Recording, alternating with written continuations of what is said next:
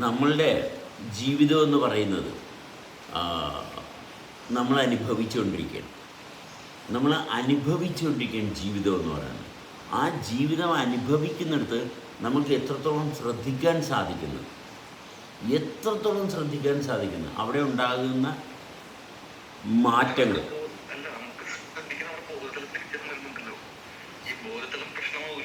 എൻ്റെ സുഹൃത്തെ, നിങ്ങളൊരു കാര്യം പറയാൻ തുടങ്ങുമ്പോൾ തന്നെ നിങ്ങളതിൻ്റെ ഇടയിൽ കയറും.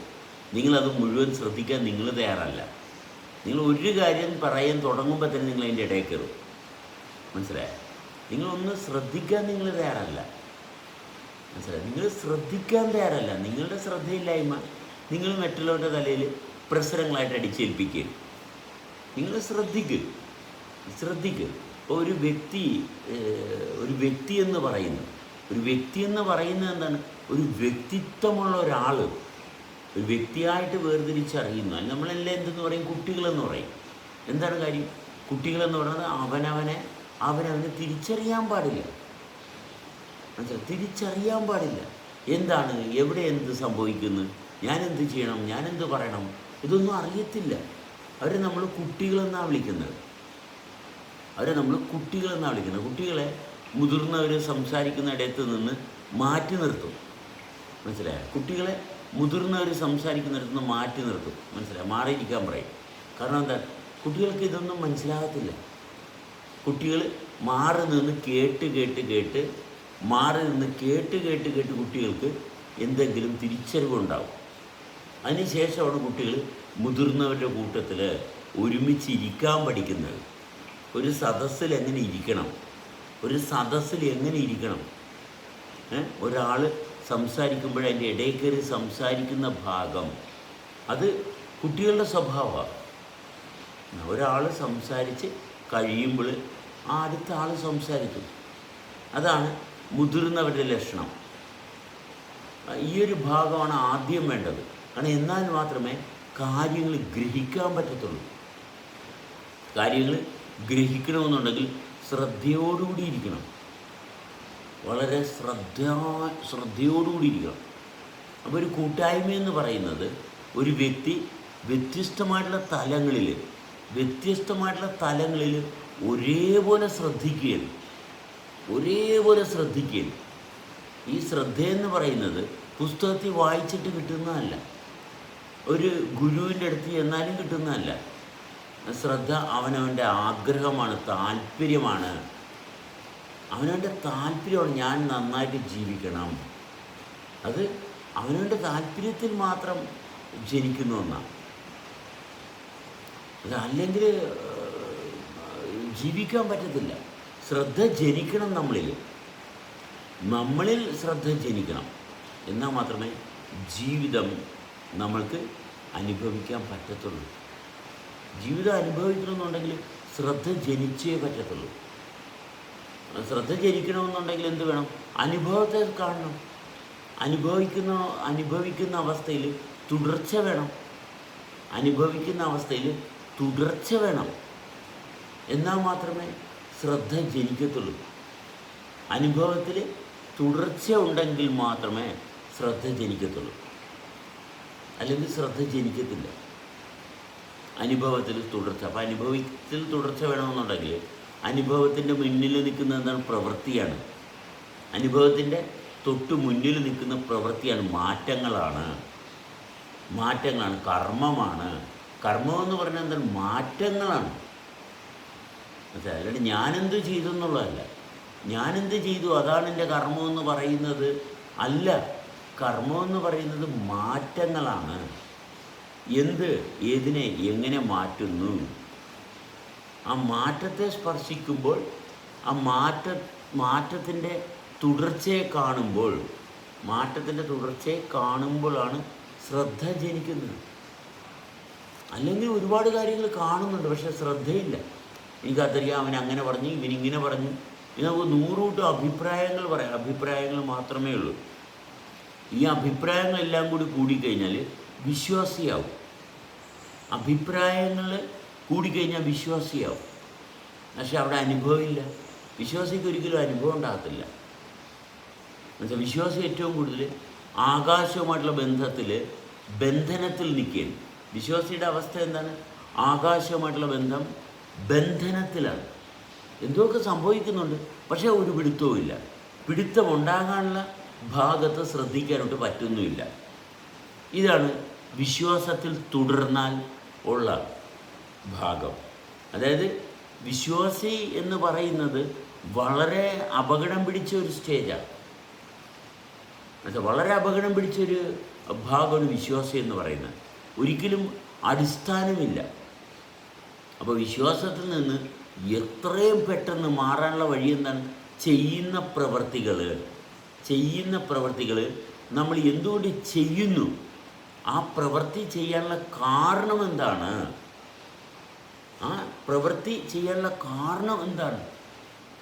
എന്ന് പരിശോധിക്കുക. അവിടെ നമ്മളെ ചലിപ്പിക്കുന്നത് എന്താണ്?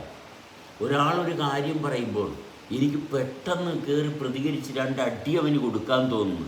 എന്തുകൊണ്ടാണ്? അതായത് നമ്മളെ എന്താണ് ചെയ്യിപ്പിക്കുന്നത് എന്നുള്ള കാര്യത്തിൽ നമ്മൾ ഒട്ടും ശ്രദ്ധിക്കുന്നില്ല. അതുകൊണ്ട് മനപ്രയാസം പെട്ടെന്നുണ്ടാവും. മനപ്രയാസം ഉണ്ടാകുമ്പോൾ നോക്കാൻ പറ്റത്തില്ല. എന്തുകൊണ്ടാണ് ഒരു വ്യക്തിക്ക് പെട്ടെന്ന് മനപ്രയാസം ഉണ്ടാകുന്നത്? ചെയ്യുന്ന കാര്യങ്ങൾ എന്തുകൊണ്ട് ചെയ്യുന്നെന്ന് പരിശോധിക്കാതെ ഇങ്ങനെ മൊബൈൽ നോക്കി ഇങ്ങനെ ഇരിക്കും. മനസ്സിലായോ? മൊബൈൽ കയ്യിലോട്ട് എടുക്കാൻ പറ്റാതെ ഇരിക്കുന്നത് ഭയങ്കര ബുദ്ധിമുട്ടാണ്. ആ മൊബൈൽ ഇങ്ങോട്ട് കയ്യിലോട്ട് എടുക്കണം. മനസ്സിലായോ? എന്നിട്ട് മൊബൈൽ ഇങ്ങനെ തോണ്ടിയിരിക്കും. എന്താ കാര്യം?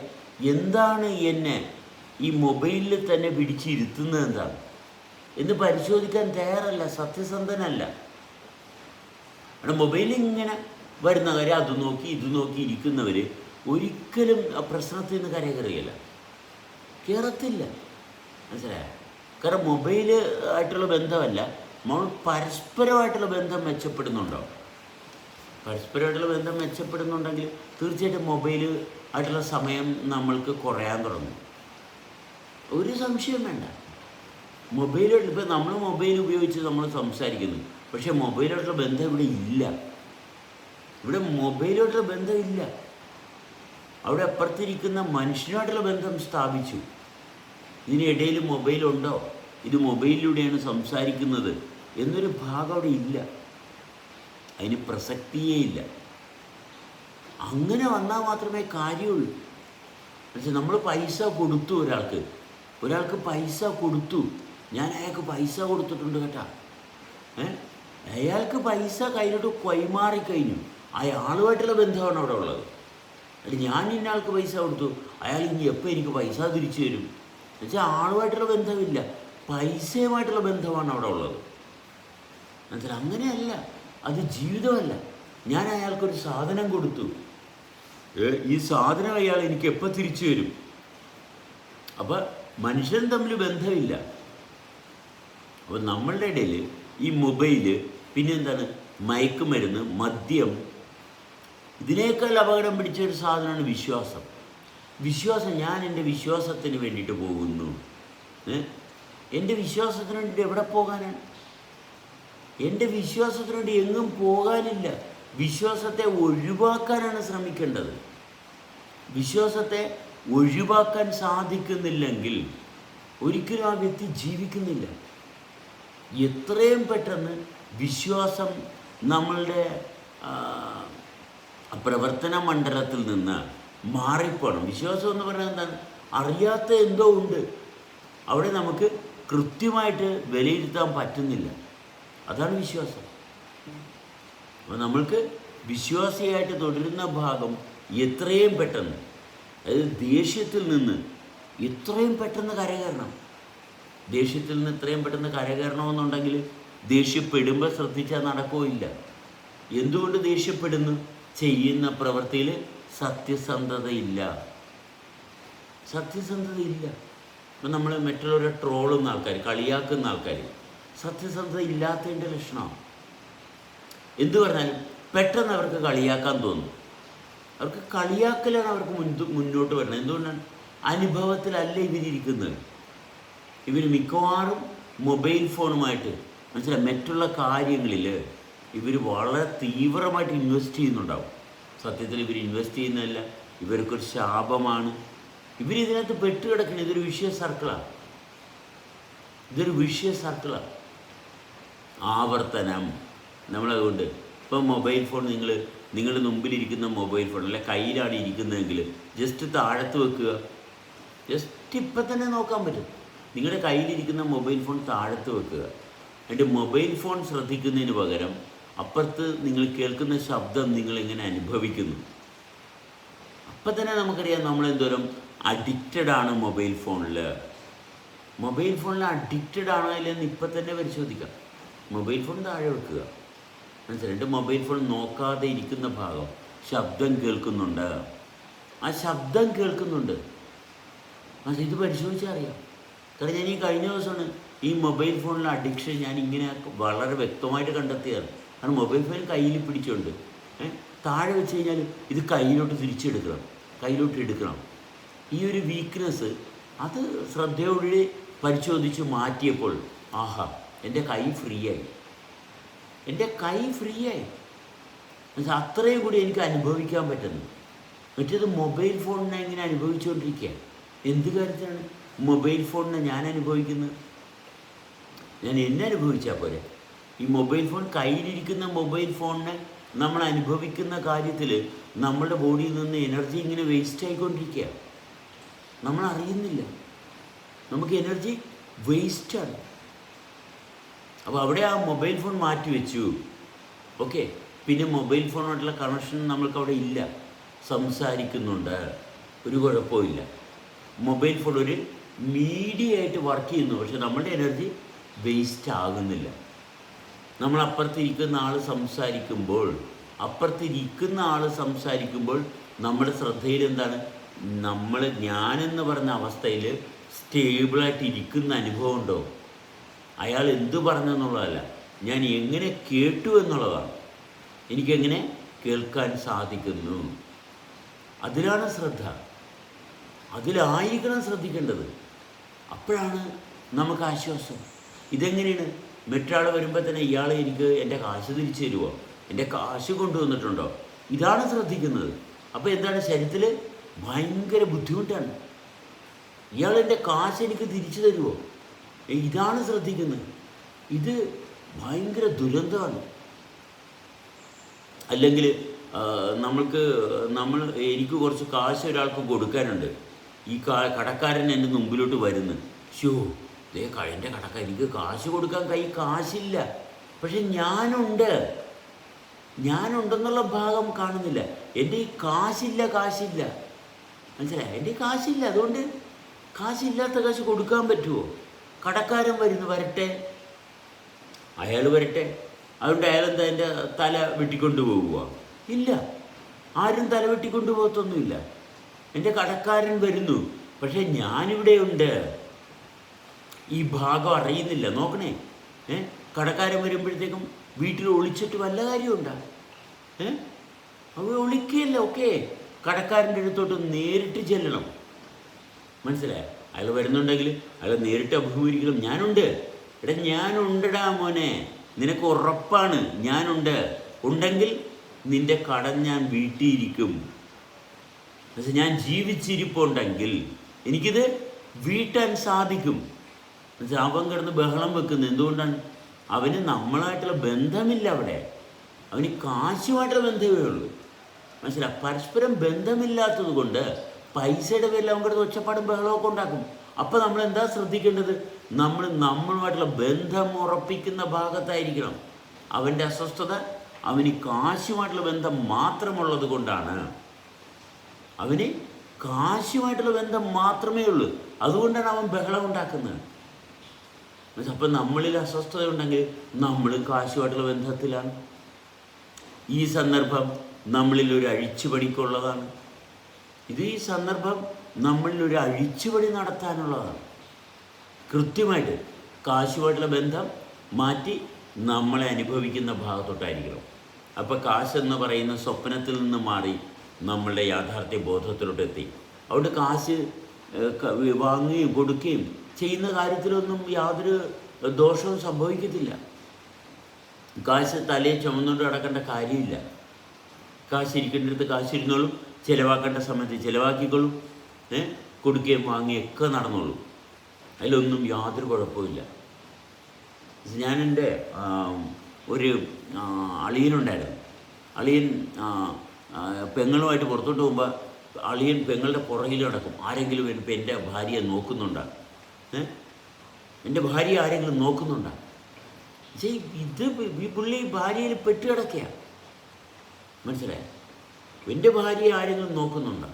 എന്തൊരു മാനസിക രോഗമാണ് ഇത്. മനസ്സിലായോ?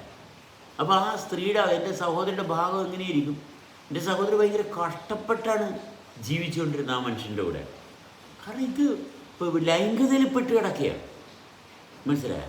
ലൈംഗിക ആസക്തിയിൽ പെട്ട് കിടക്കുകയാണ്. അപ്പോൾ ജീവിതം ദുരന്തമാണ്. സ്ത്രീ പുരുഷ ബന്ധമെന്നാണ് പറയണത്. ഈ സ്ത്രീ പുരുഷ ബന്ധമല്ല, ഇത് ലൈംഗിക ആസക്തിയിൽ പെട്ട് കിടക്കുന്നതിൻ്റെ.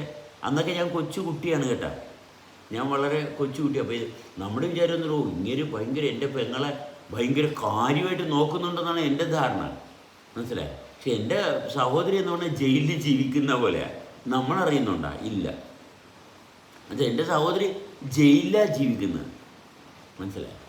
മനപ്രയാസമുണ്ട്. ആ പുള്ളിക്കാരി ഇത് വല്ലവരുടെ അടുത്തും പറയാൻ പറ്റുമോ? കാരണം ഭർത്താവല്ലേ. ഈ ഭർത്താവിൻ്റെ അടിമയായിട്ട് ജീവിക്കുന്ന ഇങ്ങനെ ഒരുപാട് പേരുണ്ട്. ഭർത്താവ് എന്ന് പറഞ്ഞാൽ എന്തോ അഡീഷണൽ ബെനിഫിറ്റുള്ള ആളായിട്ടാണ് പലരും കരുതുന്നത്. അങ്ങനെയൊന്നും ആർക്കും ഒന്നും ഒരു കഴിവില്ല. കല്യാണം കഴിച്ചതിൻ്റെ പേരിൽ ഒരാളുടെ അണ്ടറിൽ കിടക്കേണ്ട ഒരു കാര്യമില്ല. അത് ഭാര്യയ്ക്കുമില്ല, ഭർത്താവിനും ഇല്ല. കല്യാണം കഴിച്ച് കുഴപ്പമൊന്നുമില്ല. അതുകൊണ്ട് ആരുടെ അണ്ടറിലാകാൻ പാടില്ല. ഒരു മനുഷ്യനും ആരുടെ അണ്ടറിൽ നിൽക്കേണ്ട ഒരു കാര്യമില്ല. സത്യസന്ധമായിട്ട് എല്ലാവർക്കും ജീവിക്കാനുള്ള സ്വാതന്ത്ര്യമുണ്ട്. എന്നാൽ അനുഭവിക്കേണ്ടത് ജീവനെയാണ്. ജീവനെ അനുഭവിക്കുന്നിടത്ത് നമുക്ക് കൃത്യമായിട്ട് മുന്നോട്ട് പോകാം. ജീവനെ അനുഭവിക്കുന്നിടത്ത് മാത്രമേ മുന്നേറ്റം സാധ്യമാകത്തുള്ളൂ. അപ്പോൾ ജീവൻ നമ്മളിൽ നിരന്തരം മാറ്റങ്ങളുണ്ടാക്കുന്നു. അപ്പോൾ നമ്മുടെ ശ്രദ്ധ എവിടെ വരണം? നമ്മളുടെ ഉള്ളിൽ വരണം. കാരണം മാറ്റങ്ങൾ നമ്മുടെ ഉള്ളിൽ സംഭവിക്കുന്നത് ശ്രദ്ധിക്കാൻ സാധിക്കണം. നമ്മൾക്ക് ഈ പുറത്തുള്ള മാറ്റങ്ങളാണ് ശ്രദ്ധിക്കുന്നത്. കാരണം പഠിപ്പിക്കുന്നത് അങ്ങനെയാണ്, സ്കൂളിൽ പഠിപ്പിക്കുന്നത് അങ്ങനെയാണ്. എ ഫോർ ആപ്പിൾ, തീർന്നില്ല. എ ഫോർ ആപ്പിൾ ഇതാണ് പഠിപ്പിക്കുക. ഒരു കുട്ടിയെ പഠിപ്പിക്കാൻ പാടില്ലാത്തൊരു ഭാഗമാണ് പഠിപ്പിക്കുന്നത്. അല്ല, അത് പഠിപ്പിക്കരുത് ഒരിക്കലും. മനസ്സിലായോ? എ ഫോർ ആപ്പിൾ അല്ല പഠിപ്പിക്കേണ്ടത്. മനസ്സിലായി? എന്താണ് കുട്ടി പഠിക്കേണ്ടത്? എന്താണ്? കുട്ടി അവിടെ ഉണ്ടെന്നാണ് കുട്ടി പഠിക്കേണ്ടത്. കുട്ടി പഠിക്കേണ്ടത് എന്താണ്? എയും ആപ്പിളും ഉണ്ടെന്നല്ല കുട്ടിയുടെ ശ്രദ്ധയിൽ വരേണ്ടത്. കുട്ടിയുണ്ട്, എങ്ങനെയുണ്ട്, നന്നായിട്ടുണ്ട് എന്നുള്ളൊരു ഭാഗമാണ് കുട്ടിയുടെ ശ്രദ്ധയിൽ തെളിഞ്ഞു വരേണ്ടത്. ഇത് പിന്നെ അടുത്തത് എന്താണ്? നീ ഒന്നാമനാകണം എന്ന് വെച്ചാൽ മറ്റുള്ള കുട്ടികളെക്കാൾ മെച്ചപ്പെടണം. ഏറ്റവും വൃത്തികെട്ട മനോഭാവമാണ് കുട്ടിയിൽ ഇട്ട് കൊടുക്കുന്നത്. നീ ഒന്നാമനാകണം. മനസ്സിലായി? ഒരിക്കലും പാടില്ല. മനസ്സിലായി? നീയായിരിക്കണം. നീ ഒന്നാമനല്ല, നീയായിരിക്കണം. അതാണ് കുട്ടിയുടെ ജീവിതത്തിൻ്റെ ഏറ്റവും ശ്രേഷ്ഠമായിട്ടുള്ള അനുഭവതലം. നീ ഒന്നാമനാകുകയല്ല വേണ്ടത്, നീയായിരിക്കുന്ന ഭാഗം. അപ്പോഴെന്താണ്? പ്രപഞ്ചത്തിൻ്റെ അനന്തതയിൽ രൂപം കൊണ്ട സവിശേഷതയെ അനുഭവിക്കുന്നിടത്താണ് നീയായിരിക്കുന്നത്. നീയായിരിക്കുമ്പോൾ നിൻ്റെ ജീവിതമാണ് നീ അനുഭവിക്കുന്നത്. അവിടെ ഒരു കാരണവശാലും യാതൊരു രോഗവുമില്ല. ഏറ്റവും മനോഹരമായിട്ടുള്ള സവിശേഷത ആ കുട്ടിക്ക് എന്നും അഭിമാനമാണ്. ബന്ധങ്ങൾ ബന്ധനമാകത്തില്ല. ബന്ധങ്ങൾ ഒരിക്കലും ബന്ധനമാകത്തില്ല. കാരണം നീയായിരിക്കുന്നിടത്ത് നീയായിരിക്കാനുള്ള കാരണങ്ങളാണ് തെളിഞ്ഞു വരുന്നത്. അത് ആശ്വാസമാണ്. അപ്പോൾ എ ഫോർ ആപ്പിളും ആ അമ്മയും അല്ല, ആ അമ്മയല്ല. ഇതെല്ലാവർക്കും ആ അമ്മയാണ്. എൻ്റെ അമ്മ വളരെ മോശമാണ്. ഞാൻ നമ്മളുടെ ശ്രീരാജിനോട് ഞാൻ ഒരിക്കൽ പറഞ്ഞു, എടാ ശ്രീരാജ, നീ നിൻ്റെ അമ്മയെ ഒന്ന് കെട്ടിപ്പിടിക്കുക. ആ തള്ളേ ഞാനെന്തിനു കെട്ടിപ്പിടിക്കണം? ഞാൻ ഞെട്ടിപ്പോയി, മനസ്സിലായി. എടാ അമ്മയെ കെട്ടിപ്പിടിക്കാൻ പറഞ്ഞപ്പോൾ കാരണം ശ്രീരാജ് എന്ന് ഞാൻ എടുത്തു പറയുന്നതിന് കാരണമുണ്ട്, മനസ്സിലായോ? കാരണം ആ ചങ്ങാതി അമ്മയായിട്ടുള്ള ബന്ധമില്ലാത്തത് കൊണ്ട് ശരിക്കും കിടന്ന് പാടുപിടിക്കുകയാണ്. നല്ല വിധത്തിൽ പാടുപിടിക്കുകയാണ്. അമ്മയുമായിട്ടുള്ള ബന്ധം അതൊരു അനശ്വരമായിട്ടുള്ള ഒന്നാണ്. നീയാകാനുള്ള കാരണമാണ് നിൻ്റെ അമ്മ. നീയാകാനുള്ള കാരണമാണ് നിൻ്റെ അമ്മ. അതുകൊണ്ടാണ് അമ്മയുടെ ഭാഗം എന്നെ അത്ഭുതപ്പെടുത്തിയാണ്. കാരണം ഞാൻ ആദ്യമായിട്ടാണ് കാണുന്നത് ഒരു വ്യക്തിയോട് അമ്മയെ കെട്ടിപ്പിടിക്കാൻ പറഞ്ഞപ്പോഴത്തേക്ക് ആ തള്ളയാ എടുപ്പോൾ ഞാൻ തന്നെ അതിശയിച്ചു. ഒരു കുട്ടിക്ക് അമ്മയോട് ഇങ്ങനെ ഒരു മനോഭാവം ഉണ്ടാ. ഇത് പിന്നെ പലർക്കും ഉണ്ട്, മനസ്സിലായി. എൻ്റെ അനന്തരക്കാരോട് അമ്മയുടെ കാര്യം പറഞ്ഞേ, ആ പരട്ട തള്ളയെ പറ്റി എൻ്റെ അടുത്തൊന്നും പറയരുത്, മനസ്സിലായി. അവളുടെ ആദ്യത്തെ പ്രതികരണം ആ പരട്ട തള്ള. ഞാനിങ്ങനെ അന്തം വിട്ടുപോയി. എടി മോളെ, നീ ആരെപ്പറ്റിയാണ് പറഞ്ഞത്? നിൻ്റെ അമ്മയാണ്. അമ്മയൊക്കെയാണ്, പക്ഷെ അമ്മയായിട്ട് അടുക്കാൻ പറ്റത്തില്ല. അമ്മയായിട്ട് അടുക്കാൻ പറ്റും. അമ്മയുടെ സ്വഭാവമായിട്ട് അടുക്കണ്ട. അമ്മയുമായിട്ട് അടുത്താൽ മതി. നീ ജീവിക്കുന്നുണ്ടെങ്കിൽ ജീവിക്കുന്ന ഭാഗത്ത് അമ്മയെ കാണാൻ പറ്റും. ജീവിക്കുന്നിടത്ത് അമ്മയുണ്ട്, മനസ്സിലായി. മിക്ക കുട്ടികളുടെയും മാനസികമായിട്ടുള്ള ഏറ്റവും വലിയ പ്രശ്നം അമ്മയുമായിട്ട് അടുക്കാൻ പറ്റുന്നില്ല. അമ്മയുമായിട്ടുള്ള അകൽച്ചയാണ്, മാതാപിതാക്കളുമായിട്ടുള്ള അകൽച്ചയാണ് കുട്ടികളുടെ ഏറ്റവും വലിയ ദുരന്തം. അതുകൊണ്ട് എന്തുമായിട്ടാണ് അവരടുക്കുന്നത്? മയക്കുമരുന്ന്, മദ്യം, മനസ്സിലായ, മറ്റുള്ള കൂട്ടുകാർ. എൻ്റെ കൂട്ടുകാരനറിയാം, എൻ്റെ കൂട്ടുകാരൻ എനിക്ക് എല്ലാ ഭാഗത്തും ഉണ്ടാവുമെന്നാണ് പറയുന്നത്. ഇല്ല, കൂട്ടുകാരുണ്ടാകത്തില്ല. കൂട്ടുകാർ ഒരിക്കലും നമ്മുടെ കൂട്ടത്തിൽ ഉണ്ടാകത്തില്ല. അമ്മയുണ്ടാകും. അമ്മ എന്നും ഉണ്ടാകും. അമ്മ ഒരിക്കലും വിട്ടുപോകത്തില്ല. അതാണ് അമ്മ വിട്ടുപോകത്തില്ല. അമ്മയെ അനുഭവിക്കുന്നവന് എന്നും തെളിച്ചുണ്ടാവും. അമ്മയെന്ന് എന്നെഴുതി അമ്മയെന്ന് പഠിപ്പിക്കണ്ട. ഈ പഠിപ്പീരാണ് അമ്മയിൽ നിന്ന് അകലുന്നത്. അമ്മയായിട്ടുള്ള ബന്ധം ശരീരത്തിൻ്റെ അനുഭവത്തിലാണ്. അതിൽ യാതൊരു കാരണവശാലും ഒരു സ്പെല്ലിംഗ് മിസ്റ്റേക്കും ഉണ്ടാകത്തില്ല. ഒരു ധാരണ പെശകും അമ്മയായിട്ടുള്ള ബന്ധത്തിൽ ഉണ്ടാകത്തില്ല. അമ്മയുടെ സാന്നിധ്യം നമ്മുടെ രക്തത്തിന് ചൂട് കൂട്ടും. അമ്മയുടെ സാന്നിധ്യം നമ്മുടെ ശരീരത്തിൽ ഒഴുകുന്ന രക്തത്തിന് സമാധാനം പകർന്നു തരാൻ പറ്റും, ആശ്വാസം പകർന്നു തരാൻ പറ്റും. പേടിയിൽ നിന്നും, ആശങ്കയിൽ നിന്നും, ദുരന്തത്തിൽ നിന്നും അമ്മയായിട്ടുള്ള ബന്ധം നമ്മളെ തുടച്ചു മാറ്റും. അതാണ് അമ്മ. അതിൻ്റെ അമ്മയെന്ന് പറയുന്നത് നമ്മൾ വിലയിരുത്തുന്ന അമ്മയല്ല, നമ്മൾ അനുഭവിക്കുന്ന അമ്മയെ പറ്റിയാണ് പറയുന്നത്. അനുഭവിക്കുന്ന അമ്മയെപ്പറ്റി നമ്മൾ അറിഞ്ഞില്ലെങ്കിൽ പിന്നെ വേറെ എന്താ അറിവുണ്ടായിട്ട് എന്ത് കാര്യം ഇരിക്കുന്നു? ഒത്തിരി അറിവുണ്ട്, പക്ഷേ ഒരു ഗുണവുമില്ല. പക്ഷേ വള്ളം കുത്തുകാരൻ പറഞ്ഞ പോലെ വള്ളത്തിൽ കയറി, പള്ളിയിലെ പാതിരി വള്ളത്തിൽ കയറി, നിൻ്റെ മൂത്ത മകൻ എന്ത് ചെയ്യുന്നു? അവനിപ്പോൾ പഠിത്തമൊക്കെ നിർത്തി, അവനിപ്പോൾ പണിക്ക് പോയിണച്ചു. അവൻ്റെ ജീവിതത്തിൻ്റെ കാൽഭാഗം നഷ്ടപ്പെട്ടു. പിന്നെ അടുത്ത മകനെ പറ്റി അവനും ഇങ്ങനെയാണോ, അവൻ്റെ ജീവിതത്തിൻ്റെ ഇത്ര നഷ്ടപ്പെട്ടു. ഇങ്ങനെ അച്ഛനിങ്ങനെ കണക്കുകൾ പറഞ്ഞ് വള്ളം ഇത് കായലിൻ്റെ നടുക്കെത്തി, കാറ്റും വന്ന് കോളും വന്ന്. അച്ഛന് നീന്തലറിയാവോ? ഇല്ല എന്ന് അച്ഛൻ മറുപടി പറഞ്ഞു. എന്നാൽ അച്ഛൻ്റെ ജീവിതം മൊത്തം പോയി, മനസ്സിലായി. അച്ഛൻ്റെ ജീവിതം മൊത്തം പോയി, മനസ്സിലായി. മറ്റേ പിള്ളേരുടെയൊക്കെ ജീവിതം കാൽഭാഗം വെച്ചൊക്കെ പോയിട്ടുള്ളൂ.